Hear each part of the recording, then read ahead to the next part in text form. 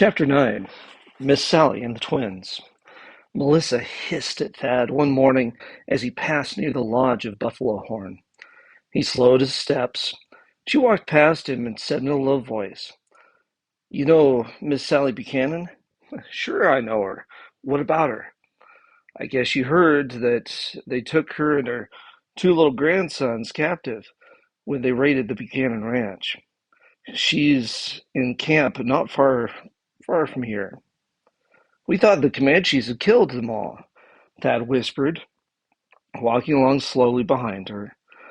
"How do you know she's alive?" "I saw her. I went with Buffalo Horn and Talking Woman to the village of Warhawk. Chief Warhawk just made camp over on the other branch of this creek last night. Miss Sally wants to talk to you. She will meet us at the water hole by the bend in the creek where all the willows grow." That evening, when she went for water, Thad slipped away from Blue Flower while she gossiped with the other woman and hurried to the creek. There was a good deal of underbrush there.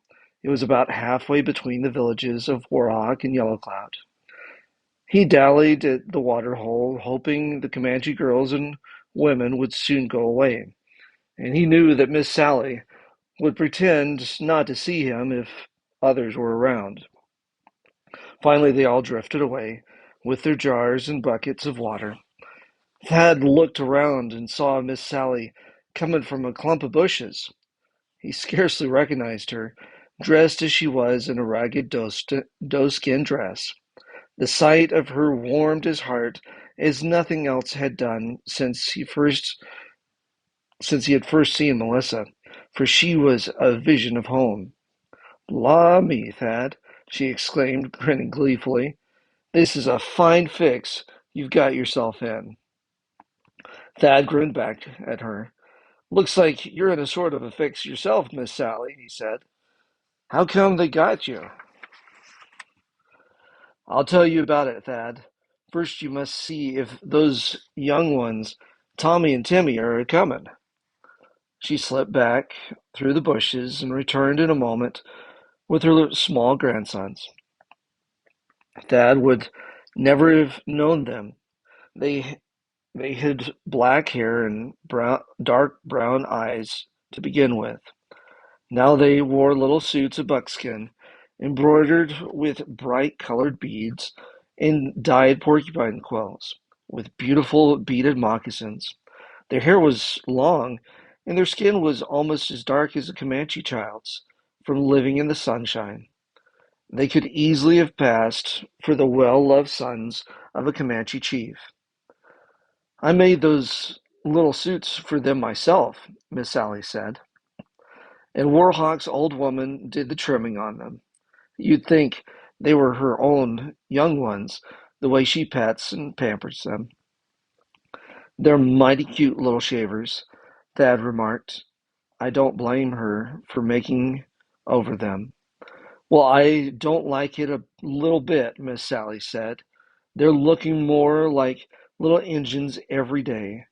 I'm powerful anxious to get them away from these savages. Old Warhawk and White Clover, his woman, would like nothing better than to raise them to be their own sons, and good Comanche braves. That's what will happen, too, if I don't get them away from here."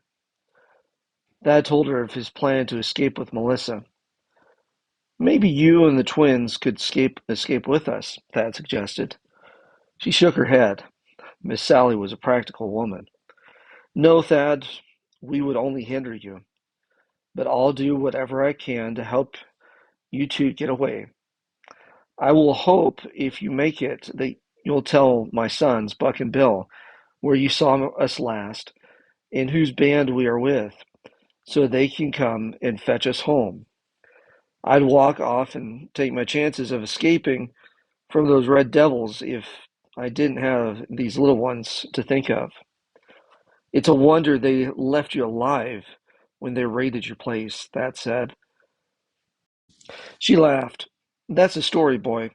I just naturally captured myself, you might say, when I saw they were setting fire to the house.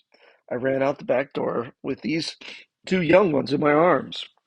A big Comanche buck knocked me down and snatched them away from me.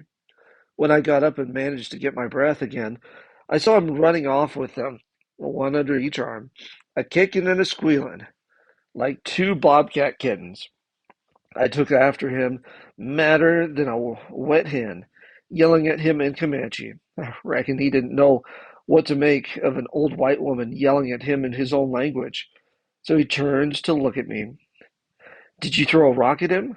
Thad asked, thinking that was what he would have done. No, she said.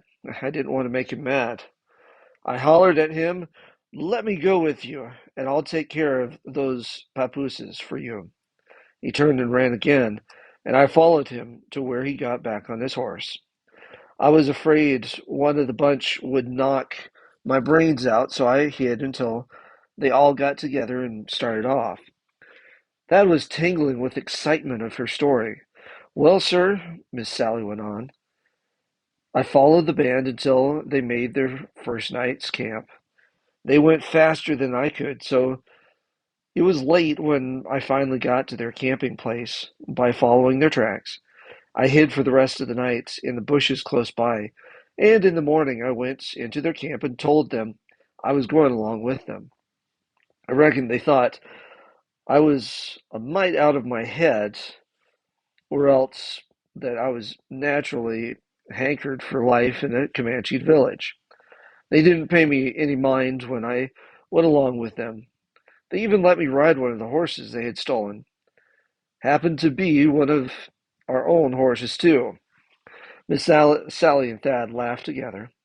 She was able to laugh, not because she was unfeeling or losing her mind, losing her husband and her home, but because she was not the kind to cry about what could not be helped. Those Comanches might as well have butchered me right then and there as to take these little ones away from me, she said. They are all I've got to live for. After that, Thad and Melissa managed to see Miss Sally occasionally, even though she was unable to do anything to help them. It was a comfort to have her near. She was someone who knew their own folks. As summer came on, bands of braves began to leave on foraging expeditions. They traveled toward the east, taking some of their women to do the work of the camp. Thad knew where they were heading, and he got more and more restless as the days passed.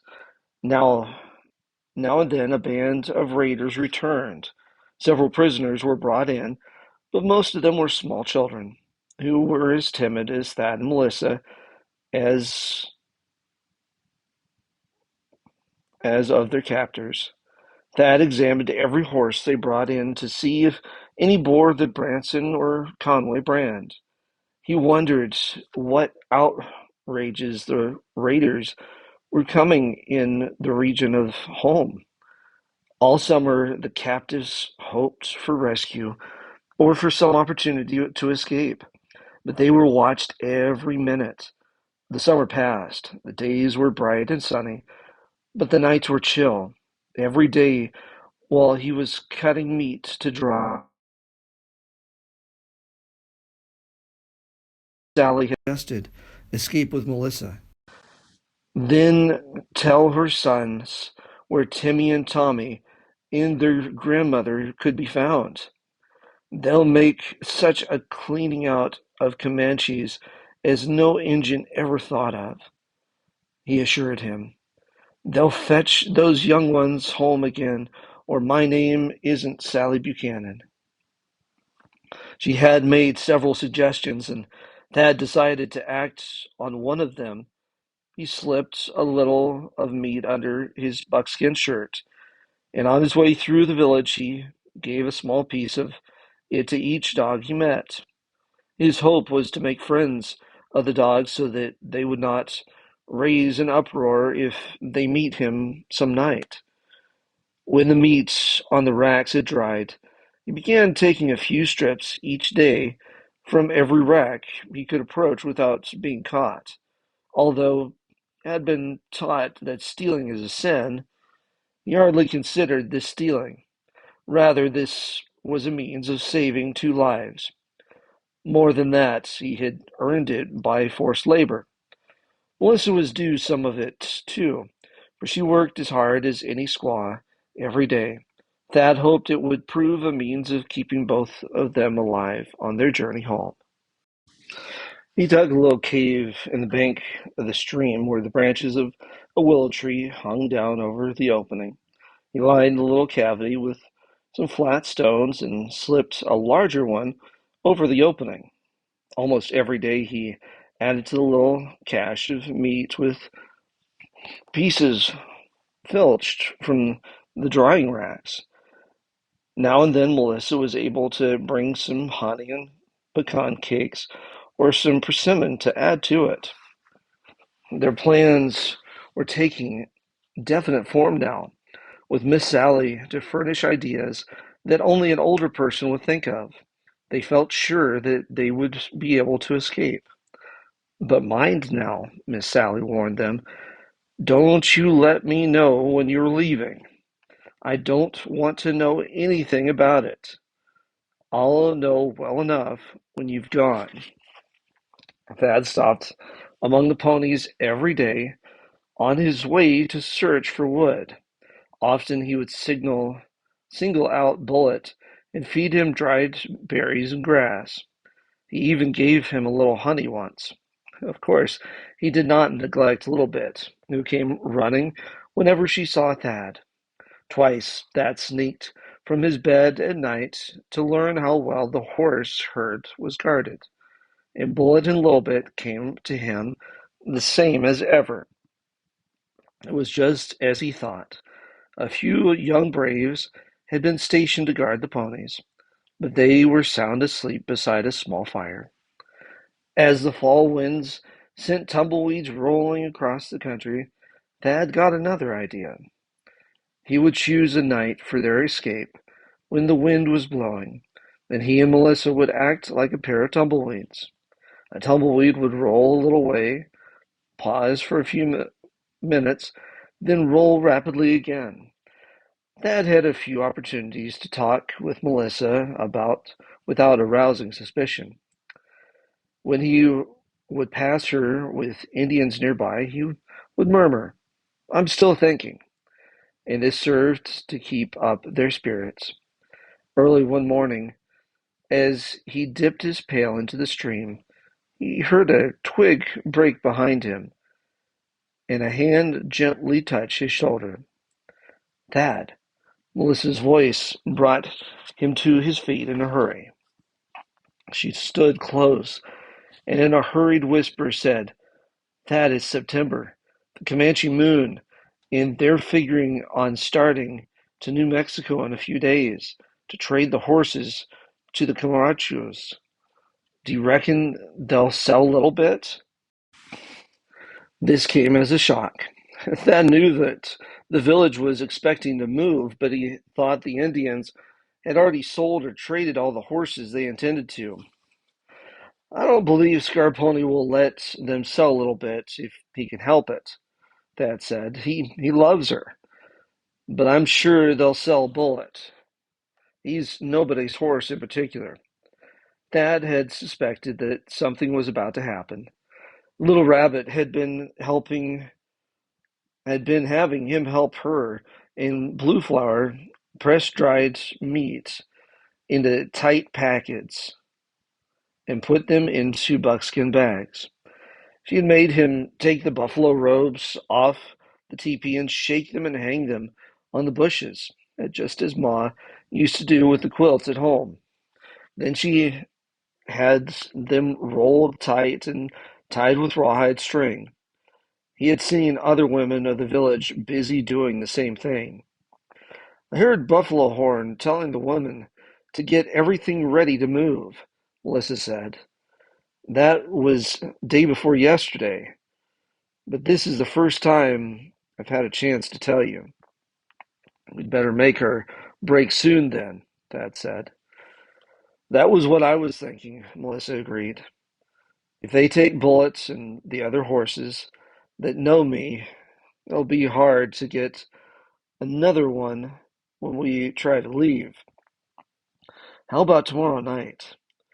Thad felt excited and short of breath at the thought, and he had to admit he was a little afraid too.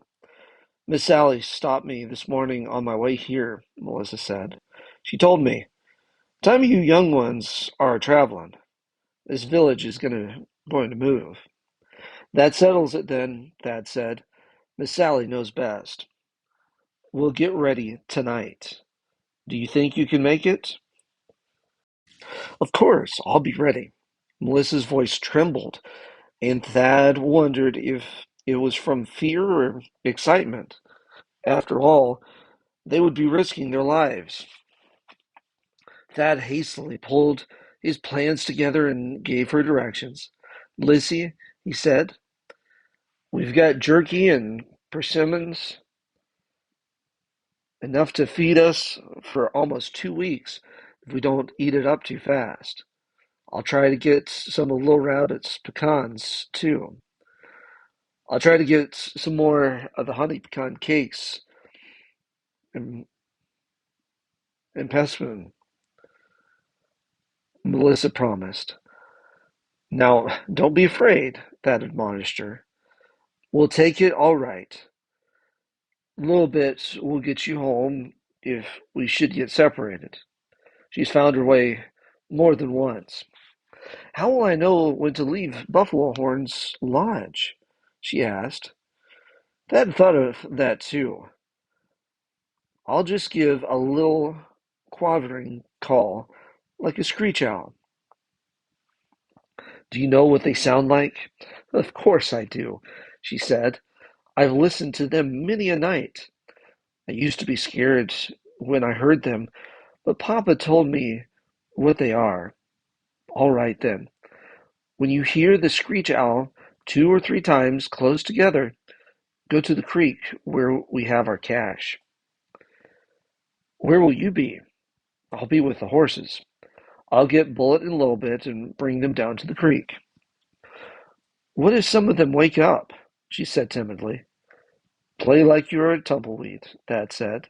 "You know, squat down behind one and pull your robe over your head, and then crawl along easy with it, and stop now and then like a tumbleweed does." She giggled. "I think I can be a tumbleweed," she said. "And if I'm caught, I'll pretend I'm walking in my sleep. I really do walk in my sleep sometimes, and Buffalo Horn and Talking Woman know it. Their name for me is Sleepwalk Girl." "That's a good thing," Thad said. "These Comanches are superstitious about people walking in their sleep. But don't get caught if you can help it." "Shh," she cautioned as she bent suddenly to the water to fill her jar. "Someone is coming." Thad rose with his filled pails and started back toward the village just as a woman and several girls broke through the bushes on the bank above them. All that day as he worked, Thad thought over their plan for escape. He considered what might happen if they should get caught. He prayed a little as he thought about what they might do to Melissa. Her captors, Buffalo Horn and his woman, seemed to be more cruel than Yellow Cloud and Little Rabbit were to him. He wondered if it was right for him to let her take that chance. He collected some rawhide strips for tying their robes on the horses. He did not dare take a saddle. There were only a few in the village, for the Comanches generally sold or bartered away those they stole. They preferred to ride with only a blanket or with a saddle of their own making. He had already catched a hackamore and a regular bit bridle under his buffalo robe in the lodge. What would happen if they did not get away? How long would it take them to reach home? How would they keep from freezing if there should be a northern? Worst of all, what if the Comanches should catch them? He tried to think of anything he might have forgotten. He believed he had made a pretty good plan and that he had prepared everything well. The attempt should not fail.